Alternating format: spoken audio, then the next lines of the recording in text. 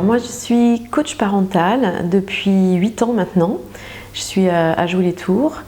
et j'accompagne les parents dans leur questionnement à la parentalité, c'est-à-dire quand les relations sont parfois difficiles au sein de la maison,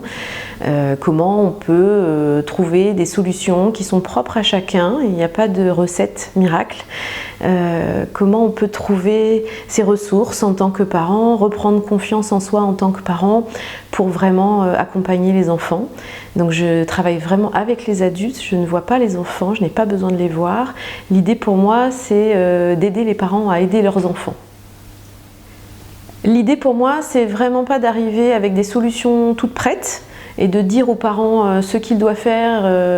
avec l'enfant quand il y a des difficultés, mais plutôt d'être dans un accompagnement qui soit centré sur leurs questionnements propres, sur leurs difficultés propres et de pouvoir les guider. Donc c'est ce qui me plaît aussi parce que c'est un travail un peu de Sherlock Holmes où on va aller chercher à dénouer des situations relationnelles parfois difficiles et parfois c'est simplement des questionnements liés à des inquiétudes où l'enfant est inhibé, où l'enfant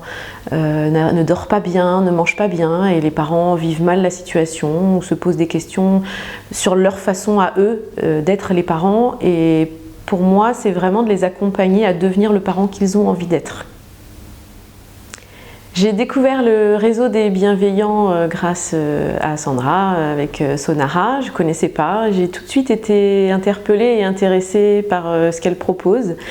Je pense que c'est mon côté bisounours qui a été touché. J'ai envie de participer parce que la solidarité fait partie des valeurs qui me sont chères, que je faisais partie du service public auparavant, donc quand j'étais enseignante spécialisée, j'ai accompagné des familles et elles étaient, j'étais moi accessible puisque c'était gratuit, c'était au sein de l'école et c'est quelque chose quand j'ai décidé de m'installer à mon compte qui m'a un peu travaillé, comment rester accessible à des personnes qui n'ont pas forcément la possibilité d'aller chercher de l'aide, d'être facile à trouver, d'être facile à contacter, d'être proche d'eux et je trouve que c'est ce que Sonara offre aujourd'hui à travers les actions qui sont proposées. Donc c'est avec grand plaisir que je vais participer à ce projet. Alors, il y a une phrase que j'aime beaucoup qui est le langage